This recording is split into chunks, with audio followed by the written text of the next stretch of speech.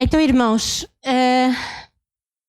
eu trago-vos aqui uma pirâmide de Maslow. E esta pirâmide, este Maslow, Abraham Maslow, foi um psicólogo de grande destaque por causa do seu estudo relacionado com as necessidades humanas. E isto funciona, segundo ele, que quando nós atingimos um patamar, quando nós já somos completos ou quando nós temos o suficiente num destes patamares, nós estamos aptos a ultrapassar, a subir o degrau. E então vamos atingindo estes patamares. E então nós vemos aqui, segundo esta pirâmide deste psicólogo, as necessidades fisiológicas são aquelas que se encontram aqui na base da pirâmide. Tem a ver com o ar que nós respiramos, com a comida, com a água, sexo, o sono, o abrigo e por aí vai. Depois, quando nós já temos conseguido estas coisas, vem a segurança do homem. Portanto, temos a segurança do corpo, uma segurança no emprego, ou seja, a segurança de recursos, de moralidade, segurança na família, na saúde, prosperidade. Quando isto já está cumprido na vida do homem, passa-se para um outro patamar, designado por amor ou relacionamentos. E aí nós temos a amizade, a família e a intimidade sexual. Uma vez mais, patamar a seguir, temos a autoestima, a confiança, a conquista, o respeito dos outros e o respeito aos outros. E bem no topo da pirâmide temos a realização pessoal. Ou seja, quando nós temos autorrealização, quando pessoal, quando nós estamos autorrealizados, nós parece que temos tudo, somos completos. Isto segundo este psicólogo. Então, eu trago-vos isto, porquê? Não para vos dar uma aula de psicologia, porque longe de mim ser psicóloga, mas para fazermos uma comparação com aquilo que é mais importante para o homem, segundo o conceito do homem e segundo o conceito de Deus. Então vamos abrir a nossa Bíblia em Mateus 4.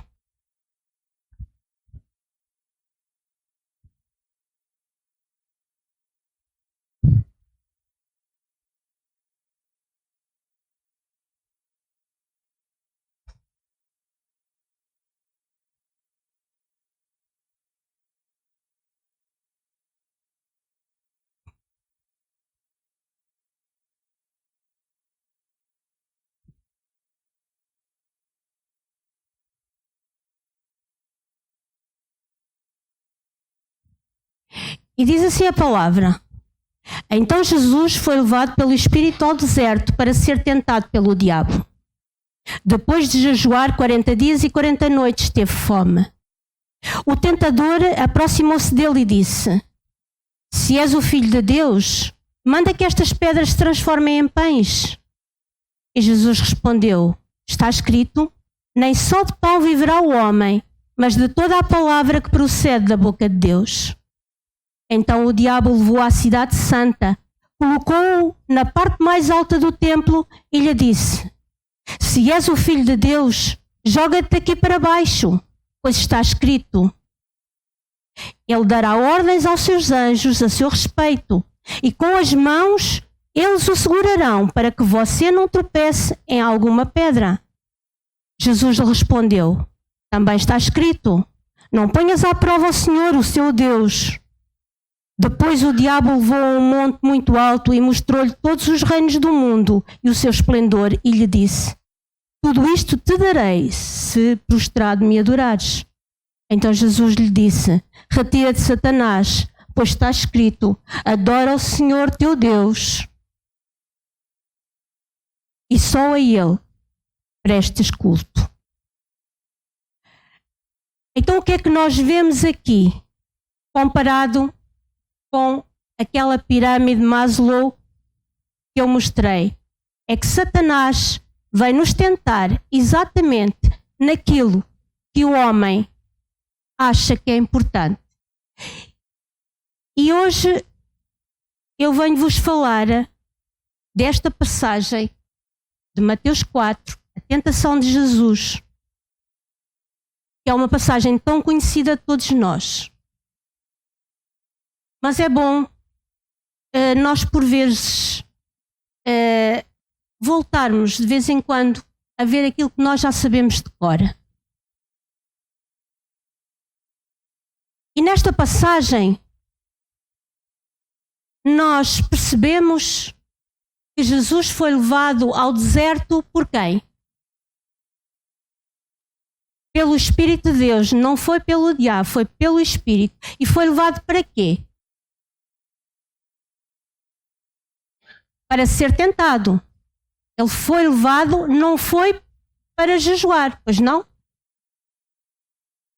Ele foi levado para ser tentado. E por causa dele saber que ia ser tentado, o que é que ele fez? Jejuou. Certo? Então, tomem atenção, porque esta lógica é muito importante na nossa vida. Jesus não foi tentado porque jejuou. Jesus jejuou porque iria ser tentado. Irmãos, quantos de nós é que sabemos que constantemente nós estamos a ser tentados? Todos nós sabemos. Essa é uma realidade na nossa vida. E ali também não era novidade para Jesus. Ele vinha fazer uma coisa espetacular. Obviamente, se ele foi levado pelo Espírito ao deserto, ele sabia que ele ia ser tentado. Então ele precaveu-se, jejuando. Depois diz a palavra que ao fim de 40 dias e 40 noites, Jesus teve fome. E esta fome que está aqui na palavra não é propriamente aquela fome que nós sentimos quando a refeição atrasa. Quando chega ao 12:30 e o almoço ainda não está na mesa. E nós sentimos aquela sensação de estômago vazio. Não é nada disto que a palavra está a falar. Ter fome significa literalmente que o organismo entrou num processo de esgotamento das reservas que tinha acumuladas. Eu vou tentar explicar isto. Quando nós deixamos de ingerir alimentos calóricos, tipo os carboidratos, gorduras doces, o nosso organismo vai buscar energia às gordurinhas que nós temos armazenadas. Por isso é que quando nós não comemos, nós emagrecemos. Certo? E quanto a mim, Jesus não devia ter muitas gorduras acumuladas. Ele deveria fazer uma alimentação saudável e os quilómetros que ele percorria diariamente, ele gastava bem aquilo que comia. Mas que nós sejamos magros ou que nós sejamos gordos, todos nós temos uma quantidade de gorduras em reserva no corpo. E quanto mais gordura há armazenada, mais tempo demora a fome a chegar. Porque quando se esgotam essas gorduras armazenadas, o organismo começa a consumir músculo, a consumir tecido. Por isso é que nós, quando dizemos que aquelas crianças, aqueles homens, aquelas mulheres passam fome naqueles países de terceiro mundo, eles são todos magríssimos, não é? Porquê? Porque eles, embora se vão alimentando uma vez de vez em quando, aquilo já está, o organismo já está a consumir tecido, músculo, por isso é que morrem de fome, porque não se morre de fome assim de qualquer maneira. E segundo os especialistas, quando nós atingimos este limite, o nosso organismo é despertado pelos instintos mais primitivos que nós temos. E nós somos capazes de fazer não importa o quê para alcançar comida, por causa da fome. E nós temos na Bíblia casos chocantes, muito chocantes mesmo para mim. E por causa disto, por causa da fome. E nós podemos ler 2 de Reis 6, 29.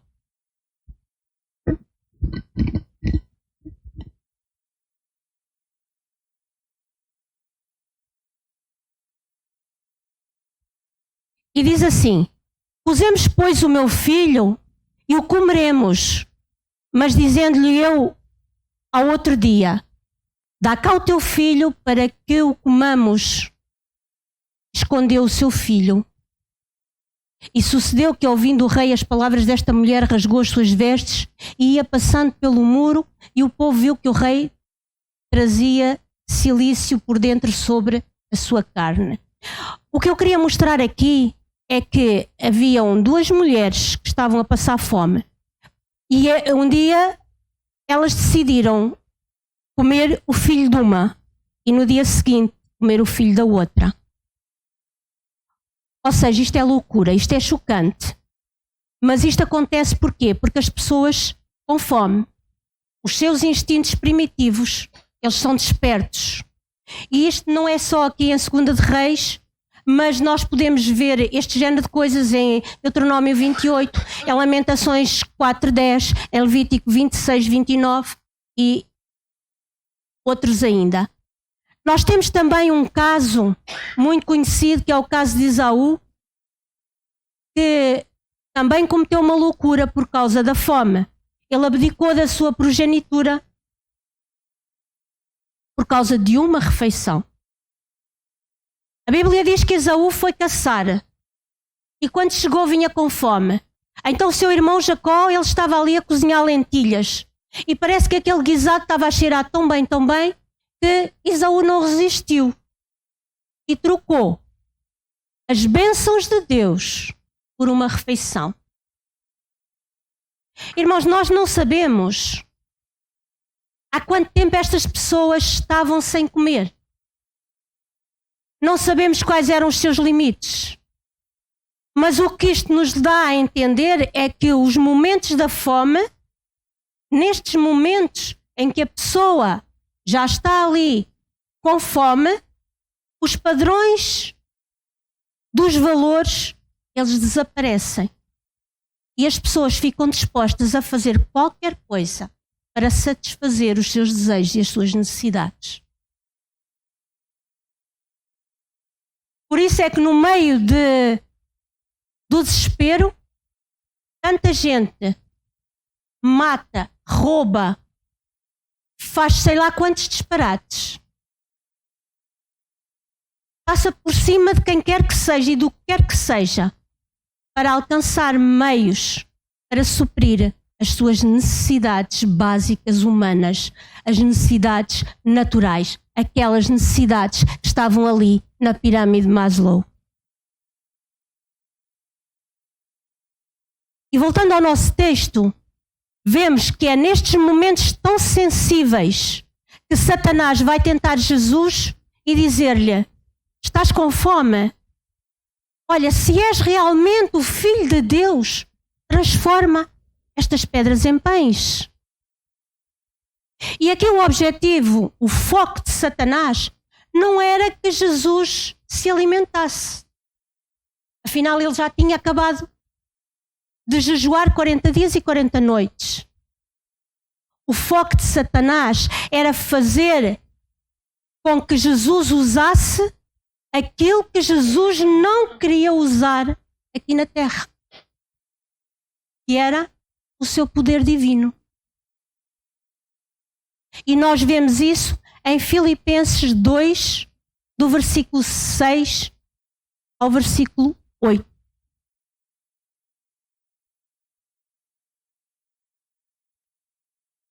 Filipenses 2, 6 a 8. E diz: Jesus, que sendo em forma de Deus, não teve por usurpação ser igual a Deus, mas esvaziou-se a si mesmo, tomando a forma de servo e fazendo-se semelhante aos homens. E achado na forma de homem, humilhou-se a si mesmo, sendo obediente até à morte e morte de cruz. E este era o plano de Deus. Era esta obediência, era esta humildade do Senhor Jesus como homem, durante o seu percurso aqui na terra, que lhe conferia a autoridade para ser o nosso Redentor e o nosso Salvador. E isso aconteceu. E isso aconteceu. Ele venceu. Jesus nasceu como homem, viveu como homem e morreu como homem. Irmãos, eu já tenho ouvido muitas vezes dizer que o jejum de Jesus era sobrenatural, ou foi sobrenatural. Eu não tenho essa opinião, porque hoje já tenho ouvido testemunho de muitas pessoas a jejuarem 40 dias e a aguentarem. E além disso, se esse jejum fosse sobrenatural, ele já tinha, como é que é dizer, já tinha, está-me a faltar a palavra, se esse jejum fosse sobrenatural, aquilo, o plano de Deus, já tinha sido frustrado. Portanto, ele já tinha feito algo de errado. Porque o plano era que ele viesse como homem, vivesse como homem e morresse como homem. Porque até os milagres que Jesus operou, que nós dizemos uau, até esses milagres que ele fez, não foi pelo seu poder divino, mas foi pelo poder do Espírito Santo que habitava nele. Então, nós precisamos entender que Jesus venceu, mas ele não atingiu, ele não usufruiu, digamos, de nenhum dos seus atributos divinos. Da sua onipotência, da sua onipresença, da sua omnisciência. Tudo o que ele fez foi através do Espírito Santo nele. Por isso, ele disse: vocês, quando tiverem o Espírito Santo de Deus, vocês podem fazer tudo aquilo que eu fiz e até coisas maiores.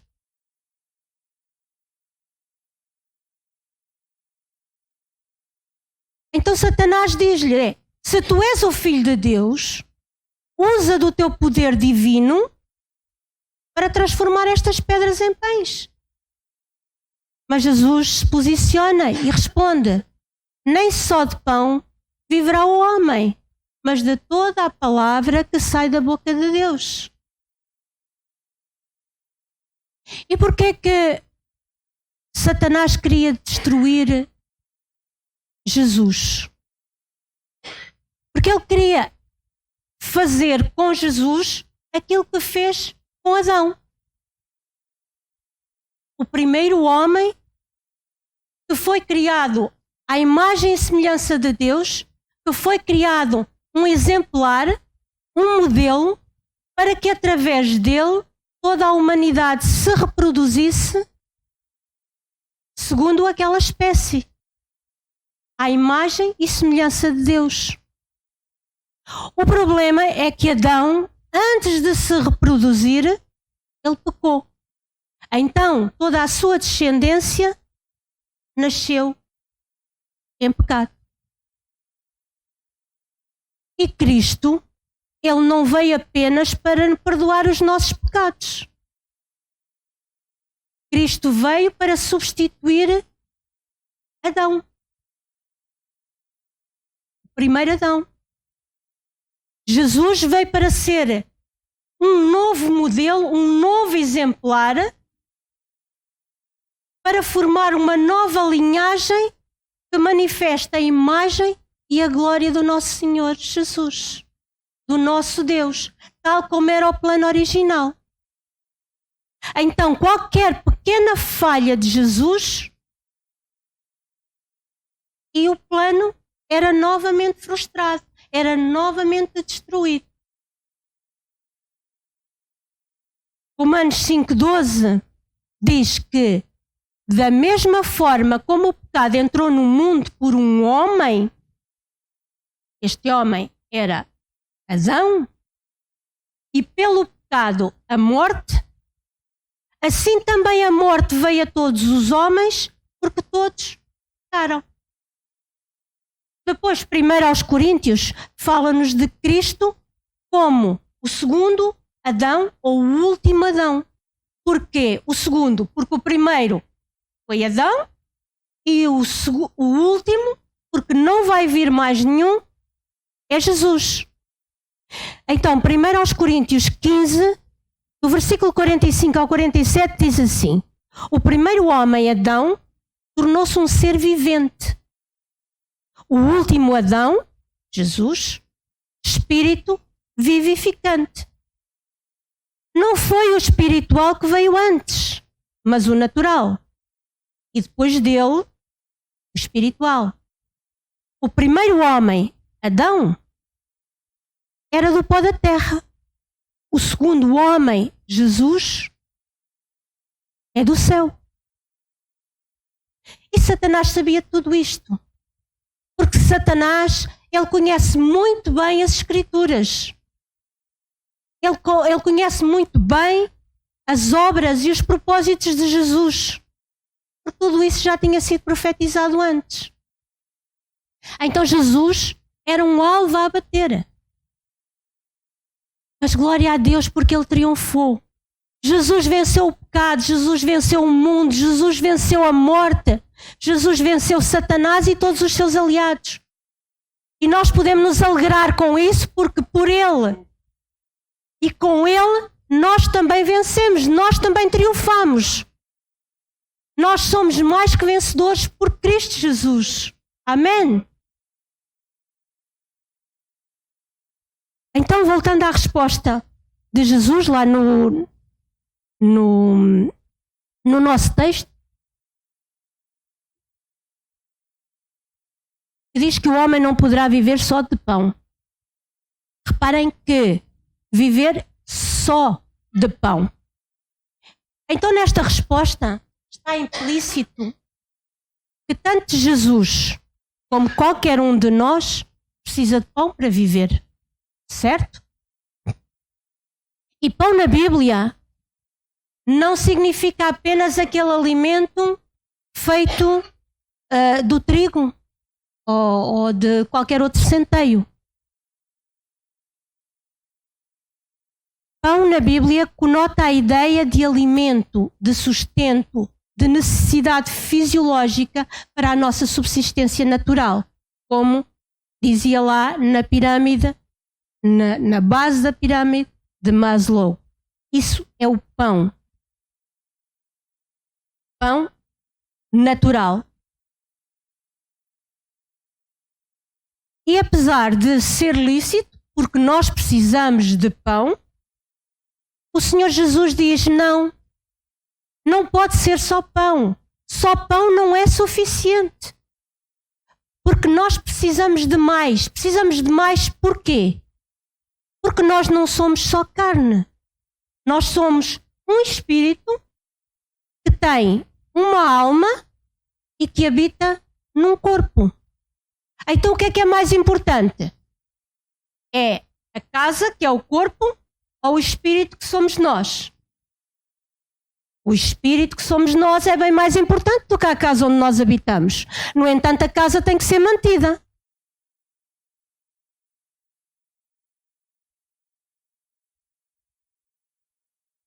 João 3,6 diz que o que é nascido da carne é carne e o que é nascido do espírito é espírito. E nós já nascemos de novo, nós já tivemos uma experiência espiritual. Então nós precisamos de alimento natural, sim, para a nossa carne, mas também precisamos de alimento espiritual para o sustento do nosso espírito. Portanto, quando o Senhor Jesus ele aborda este assunto, quando ele fala sobre isto, ele chama a atenção para que de modo algum nós coloquemos o alimento natural acima do alimento espiritual.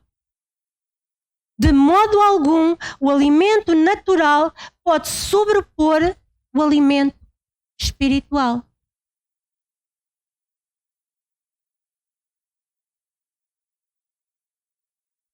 Porque, irmãos, quando o alimento natural começa a ser mais importante para nós e nós começamos a encher-nos daquilo que é natural, nós perdemos o apetite pelo espiritual. Porque é que as nossas crianças, quando chega perto da refeição, ainda que elas comecem a reclamar, tenho fome, nós não as deixamos comer guloseimas. Nós não as deixamos comer aquilo que elas querem, a bolachinha, o bombom, o chocolate. Porquê? Porque depois, quando elas vão comer a sopa, os legumes, ou carne, o que quer que seja, elas já não têm fome. Porquê? Porque já se encheram, deixem-me usar o termo, porcarias. E nós é a mesma coisa. Quantas vezes nós passamos, eu não diria nós, mas sim, nós. Quantas vezes nós passamos horas nas redes sociais e está-se bem? Quantas vezes nós passamos horas a ver filmes? Está-se bem? Isso é pecado? Não. Desde o momento que nós tenhamos depois um alimento espiritual superior, eu posso passar 2 horas nas redes sociais. Desde o momento que eu depois passo 3 ou 2 horas e meia com Jesus, alimentando o meu espírito. Ou seja, o alimento natural não pode sobrepor o alimento espiritual. E nós vamos ver, há coisas que não é pecado. Há coisas que são lícitas e que o Senhor nos quer dar. Vamos ver Neemias 8:10. O Senhor está a falar ao seu povo e diz-lhe: Ide, comei as gorduras. E aqui estas gorduras ele não está a falar do toucinho. Não, está a falar provavelmente da picanha ou dessas coisas assim. Ide, comei as gorduras e bebei as doçuras. E enviai porções aos que nada têm preparado para si. Porque este dia é consagrado ao Senhor. Portanto, não vos entristeçais, porque a alegria do Senhor é a vossa força. Ou seja, o Senhor quer nos dar o melhor. As gorduras da carne, as bebidas doces. Ele quer nos dar o melhor. Ele quer que nós nos alegremos e que partilhemos com outros. Porque o Senhor fica alegre com isso. E isso vai nos dar força quando o Senhor está alegre conosco. Daí a força, a alegria do Senhor ser a nossa força. Então, quando nós nos juntamos com a família, com os nossos amigos, com os nossos irmãos, normalmente há sempre comida na mesa. Nós juntamos, há sempre qualquer coisinha para comer. Quando alguém chega à nossa casa, é da praxe perguntar um chá, um café, um bolinho, qualquer coisa. Oferecemos sempre qualquer coisa para comer. É normal, isso não é pecado. E isso alegra o coração de Deus. Só que, irmãos, em 1 Coríntios 6,13 diz que Deus fez os alimentos para o estômago e o estômago para os alimentos. Portanto, aqui é mais uma prova que os alimentos são lícitos. Agora, o que é que desagrada a Deus então nestas coisas? São os exageros. É usar as coisas naturais para os prazeres da carne e desleixar ou negligenciar as coisas do Espírito. Deuteronômio 8,10 diz: quando, pois, tiveres comido e fores farto, louvarás ao Senhor teu Deus pela boa terra que te deu. Então o Senhor quer nos dar fartura, quer que estejamos satisfeitos, quer ver todas as nossas necessidades supridas. Mas nunca, nunca, nunca nos devemos esquecer de louvar e dar glória a Deus, porque Ele é quem supre todas as nossas necessidades, segundo as suas riquezas em glória. Amém? Então Deus se entristece com alguns. E nós em Lucas 12 temos a parábola de um homem muito rico. Ele teve uma grande colheita. Ele já não sabia onde armazenar tanto fruto.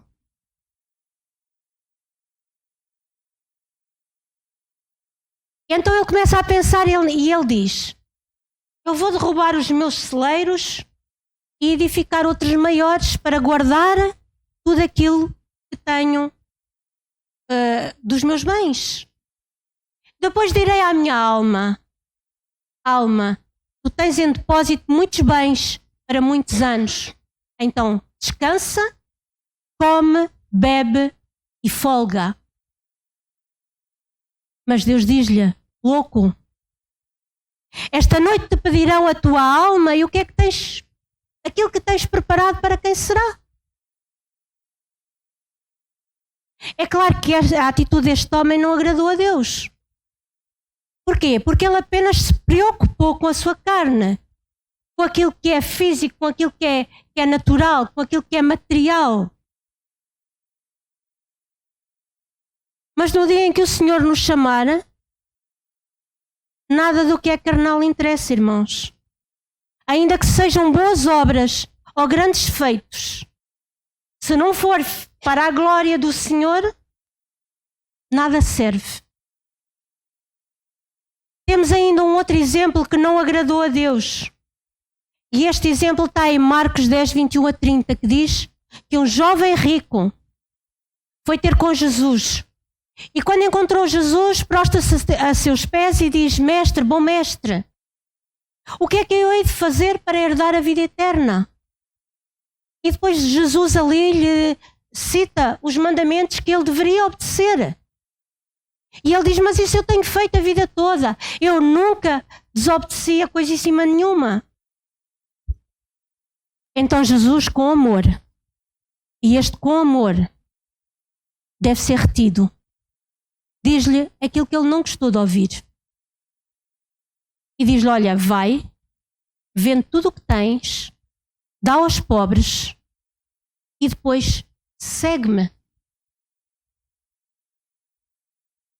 Jesus queria o melhor para este jovem. Ele falou-lhe com amor, ele lhe diz: faz aquilo que eu te digo e terás um tesouro nos céus. Mas este jovem, apesar do convite especial que Jesus lhe fez para o seguir, porque certamente Jesus estava a convidá-lo de forma especial, ele afastou-se com tristeza, porque o amor que ele tinha pelos bens que possuíam eram bem maiores, aquele amor era bem maior pelos bens do que propriamente por Jesus. Provavelmente ele pensou, assim, Jesus, eu queria muito seguir-te, eu gosto muito de ti, mas gosto muito mais do meu conforto e da minha segurança, daquilo que é natural. Salmos 62:10 diz que se as vossas riquezas aumentam, não ponhais nelas o vosso coração. Então, ser rico é mau? Não. Claro que não. Pelo contrário, ser rico é muito bom, no meu ponto de vista. Porque os bens e o dinheiro fazem-nos muita falta. Mas o que Deus condena não é o dinheiro, mas sim o amor ao dinheiro, o amor às coisas materiais. Porque Deus quer nos dar tudo, mas Ele quer, apesar de muita coisa que nós possamos ter, Ele quer ser o primeiro na nossa vida. Portanto, mais uma vez, eu lembro que os bens materiais naturais não podem sobrepor os espirituais. Ainda mais um exemplo em Lucas 8, que nos fala da parábola do semeador que nós tão bem conhecemos. Depois, no versículo 14, o Senhor diz: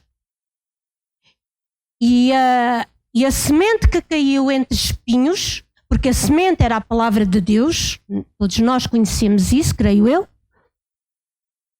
A semente que caiu entre espinhos, esses são os que ouviram e indo por diante são sufocados com os cuidados e as riquezas e os deleites da vida e não dão fruto com perfeição. Ou seja, o problema aqui não é as riquezas nem os deleites da vida. Porque ao longo da palavra de Deus, o próprio Senhor, Ele diz que se agrada em dar-nos, como nós já vimos. Agora, o problema é nós lidarmos com isto de forma errada.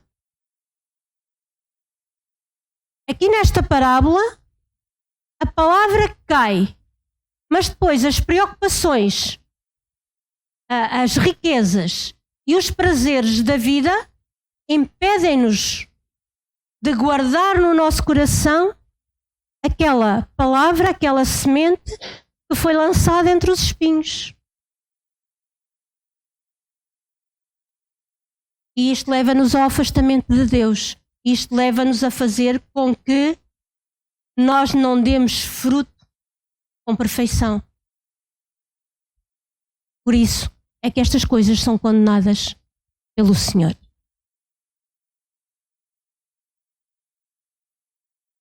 Vamos ainda ler Deuteronômio 8, de 11 a 14.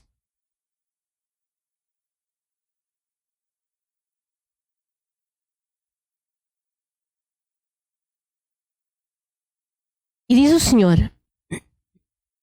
guarda-te, que não te esqueças do Senhor teu Deus. Não te esqueças do Senhor teu Deus, deixando de guardar os seus mandamentos e os seus juízos e os seus estatutos que hoje te ordeno. Para não suceder que, havendo tu comido e fores farto, e havendo edificado boas casas e habitando-as, e se tiverem aumentado os teus gados e os teus rebanhos, e se acrescentar a prata e o ouro, e se multiplicar tudo quanto tens, se eleve o teu coração e te esqueças do Senhor teu Deus, que te tirou da terra do Egito, da casa da servidão. E depois o Senhor continua. Então, não te esqueças de guardar os mandamentos que o Senhor te tem dado. Cuidado, porque se tu te esqueces disso e se o teu coração se eleva, está tudo estragado. Irmãos, todos estes textos que nós lemos, e poderíamos ler muito mais, eles não condenam os prazeres que são lícitos da carne, desde que eles não sufoquem a nossa fome espiritual, desde que eles não ocupem o lugar que pertence a Deus. E agora vou-vos ler uma ilustração, provavelmente os irmãos já todos ouviram, mas eu acho que ela se encaixa muito bem aqui. É uma ilustração sobre os dois lobos. Então diz que havia um fazendeiro que possuía dois lobos. E esses lobos, por causa deles brigarem tanto um com o outro, eles estavam sempre presos, amarrados por uma corrente de aço e nunca ficavam perto um do outro, por causa de andarem sempre a lutar. E todos os dias o seu dono os alimentava pela manhã. Porém, um desses dias, observou que um deles estava bem mais formoso e forte do que o outro e resolveu alimentar apenas o mais desnutrido. E falou consigo mesmo: vou deixar este uns dias sem comer, porque já está forte e formoso. Vou alimentar só aquele que está magrinho. E assim foi. Passaram-se alguns dias, um sendo alimentado e o outro não. Uma semana depois, o fazendeiro resolveu soltar os dois lobos para ver como é que eles se comportavam. E reparou que alguns minutos depois, o lobo que não recebeu alimento, aquele que estava mais forte antes, estava morto. Ora, o que é que isto quer dizer? Nesta ilustração, que aqueles dois lobos são a nossa área espiritual e a nossa área carnal. E ali, a luta entre aqueles lobos é a luta espiritual entre nós. Entre nós, no nosso interior. Então qual é que vence? Vence sempre aquele que é mais alimentado. Porque quando nós alimentamos mais a carne, o espírito vai morrer, vai enfraquecer, vai pecar. E depois do pecado vem a morte. Com o espírito enfraquecido, nós temos tendência a pecar com muito mais facilidade.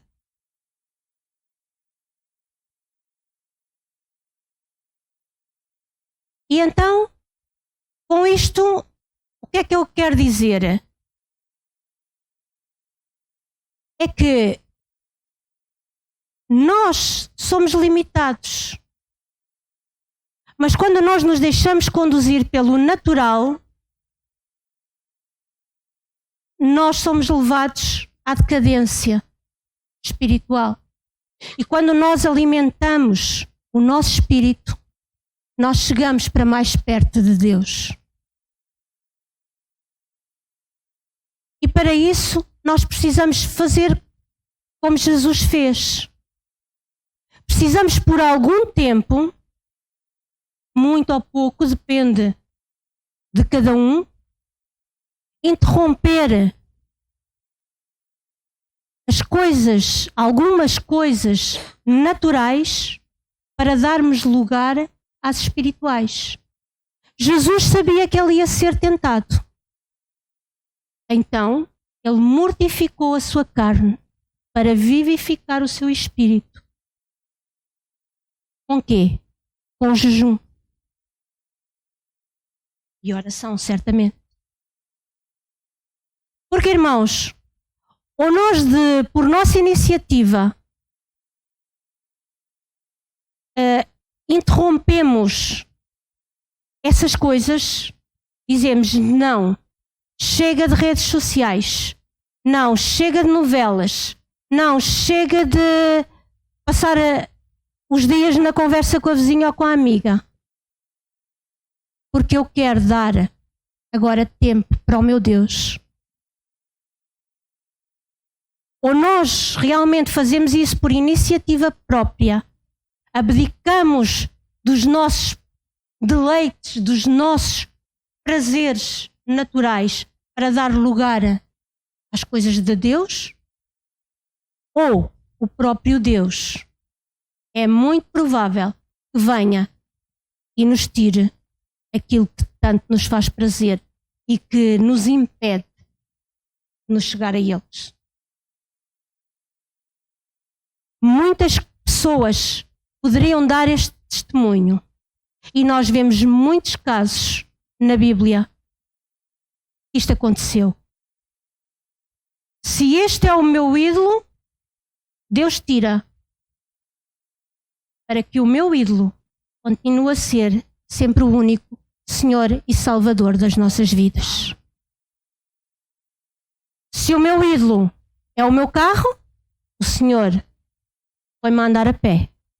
Se o meu ídolo é o meu filho, como Abraão, que acredito que não fosse o ídolo, mas o Senhor o pôs à prova porque, afinal, Isaac era o filho da promessa.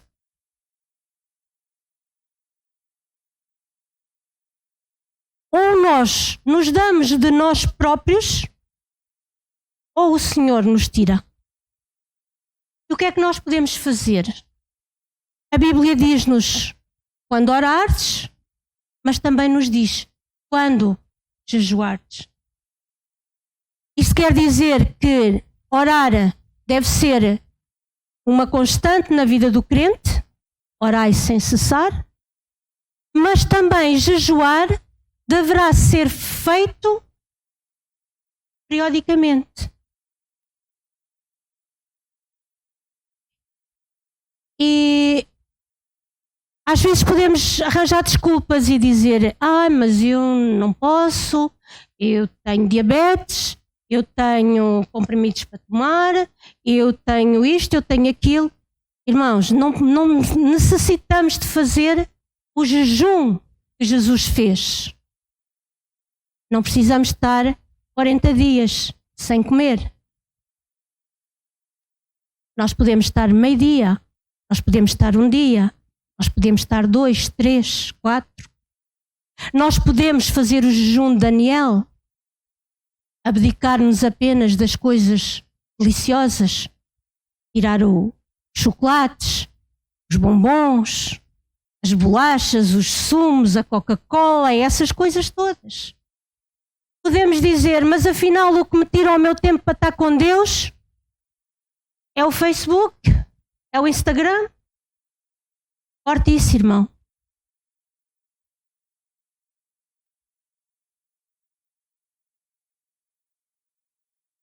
Os motivos para jejuar são muitos. Não é para Deus saber quem nós somos. Nós não jejuamos para Deus saber quem nós somos, mas para nós sabermos quem nós somos. Porque, como vimos lá no início, o jejum traz à tona os nossos instintos mais primitivos. Então aí nós sabemos o que é que vamos ceder e o que é que não vamos ceder. Nós sabemos se, porque pulamos uma refeição, se eu vou entregar tudo como Esaú fez, as bênçãos de Deus, por causa de uma refeição. O jejum nos humilha. Ele nos leva para mais perto de Deus.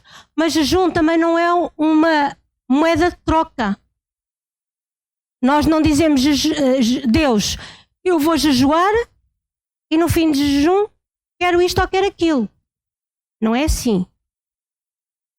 Mas através do jejum Deus pode nos revelar coisas muito úteis para nós.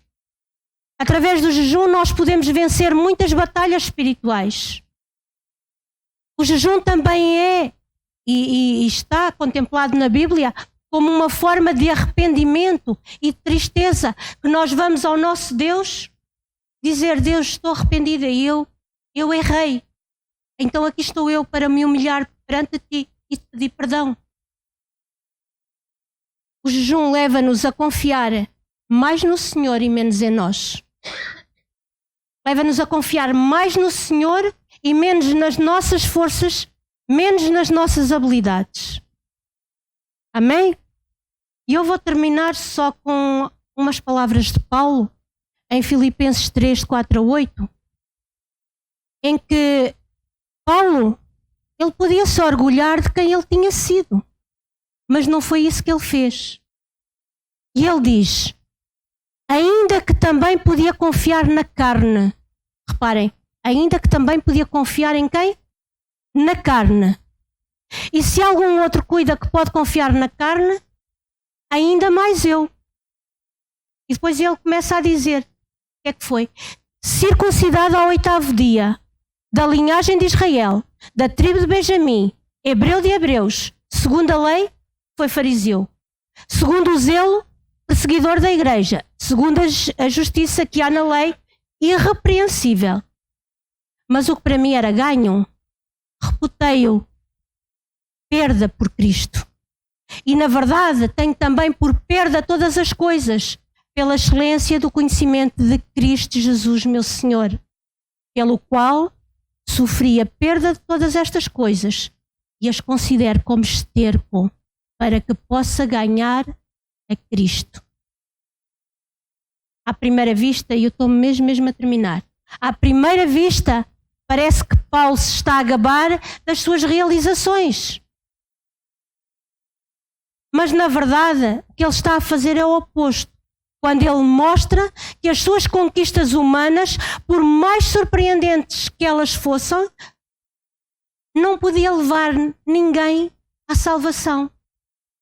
Não podia levar ninguém para junto de Deus.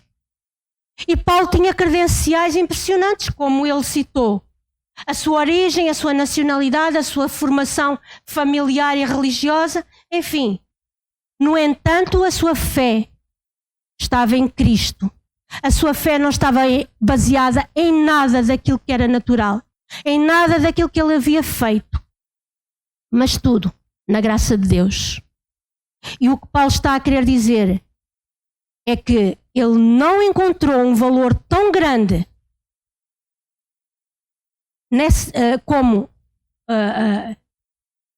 que ele encontrou um valor tão grande nesta dimensão espiritual, na pessoa de Cristo, que tudo aquilo que ele dava tanto valor e que as pessoas davam tanto valor, porque Paulo tinha tudo nesta pirâmide de Maslow, ele estava no topo.